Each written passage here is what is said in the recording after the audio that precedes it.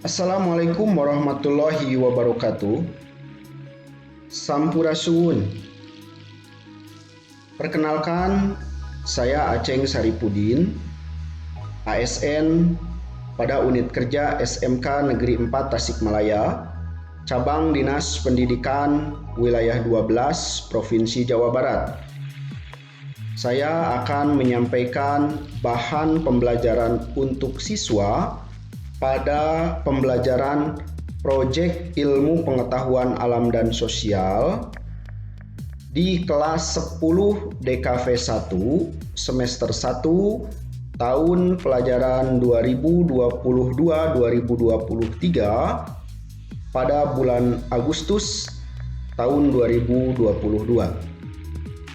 Pada bulan Agustus tahun 2022, bahan pembelajaran yang saya susun untuk siswa kelas 10 DKV 1 semester 1 tahun pelajaran 2022-2023 di SMK Negeri 4 Tasikmalaya pada pembelajaran Proyek Ilmu Pengetahuan Alam dan Sosial adalah berkaitan dengan makhluk hidup dan lingkungannya.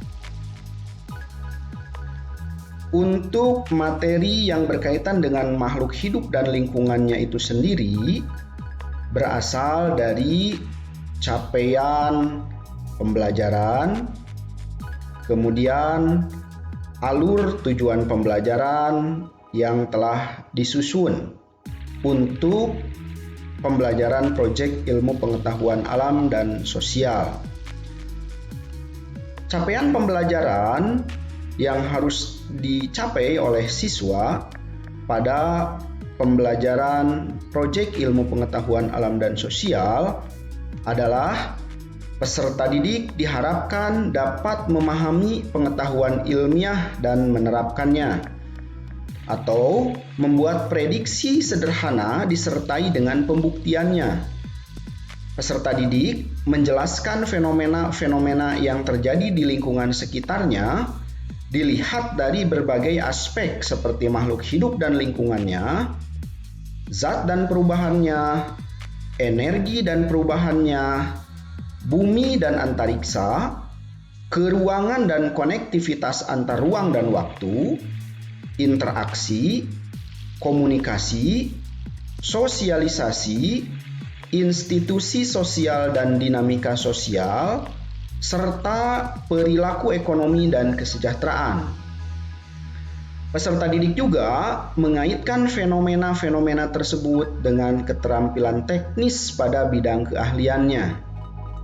Itulah capaian pembelajaran yang harus ditempuh untuk pembelajaran ilmu pengetahuan alam dan sosial. Selanjutnya, tujuan pembelajaran yang diturunkan dari capaian pembelajaran tersebut adalah menjelaskan dan menerapkan konsep makhluk hidup dan lingkungannya melalui presentasi dengan menggunakan kata-kata sendiri. Sehingga dari capaian pembelajaran dan dari tujuan pembelajaran yang telah disusun, timbullah tema untuk pembelajaran pada bulan Agustus tahun 2022 di kelas 10 DKV 1 SMK Negeri 4 Tasikmalaya, yaitu berkaitan dengan makhluk hidup dan lingkungannya atau yang biasa dikenal dengan ekosistem. Tema ekosistem atau makhluk hidup dan lingkungannya itu sendiri pada pembelajaran di kelas 10 DKV 1 pada semester 1 tahun pelajaran 2022-2023 di SMK Negeri 4 Tasikmalaya terdiri atas beberapa inti materi. Inti materi yang pertama yang berkaitan dengan tema ekosistem atau makhluk hidup dan lingkungannya itu sendiri adalah komponen ekosistem. Kemudian inti materi yang kedua adalah komponen ekosistem dan interaksinya di lingkungan sekitar. Inti materi yang ketiga adalah keterkaitan interaksi antar komponen ekosistem.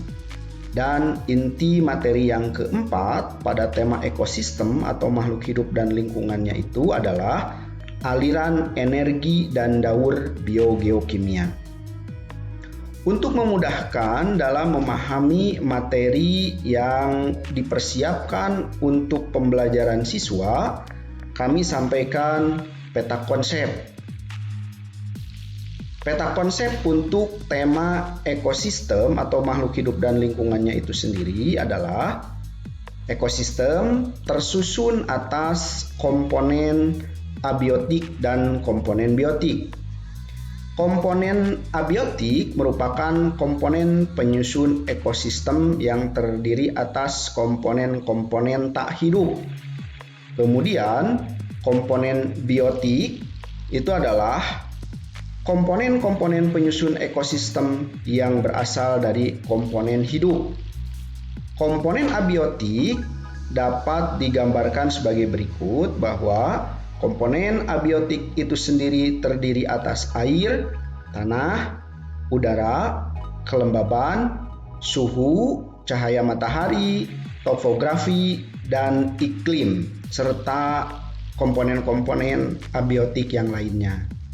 Selanjutnya, untuk komponen biotik itu meliputi produsen, konsumen, kemudian pengurai yang akan membentuk rantai makanan.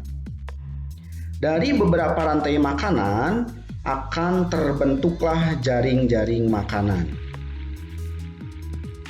Selanjutnya, di antara komponen-komponen dalam ekosistem, baik itu komponen abiotik maupun komponen biotik, akan menimbulkan interaksi. Interaksi antar komponen di dalam ekosistem itu sendiri dapat meliputi interaksi antar komponen abiotik. Selanjutnya yang kedua, interaksi yang ditimbulkan di dalam ekosistem itu sendiri dari komponen abiotik dan biotik itu akan menimbulkan interaksi antar komponen biotik. Dan yang terakhir, interaksi yang dihasilkan adalah interaksi antar komponen biotik dan abiotik. Selain interaksi-interaksi di dalam ekosistem itu juga akan timbul aliran energi yang dihasilkan dari adanya rantai makanan atau jaring-jaring makanan.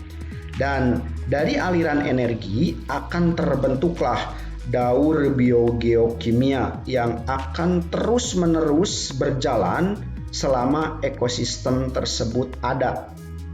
Dan daur biogeokimia ini yang akan menimbulkan keseimbangan di dalam ekosistem itu sendiri. Demikian kami sampaikan untuk bahan pembelajaran bagi siswa-siswi di kelas 10 DKV 1 pada SMK Negeri 4 Tasikmalaya dalam pembelajaran proyek ilmu pengetahuan alam dan sosial pada bulan Agustus tahun 2022. Terima kasih atas perhatiannya. Billahi taufiq wal hidayah. Wassalamualaikum warahmatullahi wabarakatuh. Sampurasun.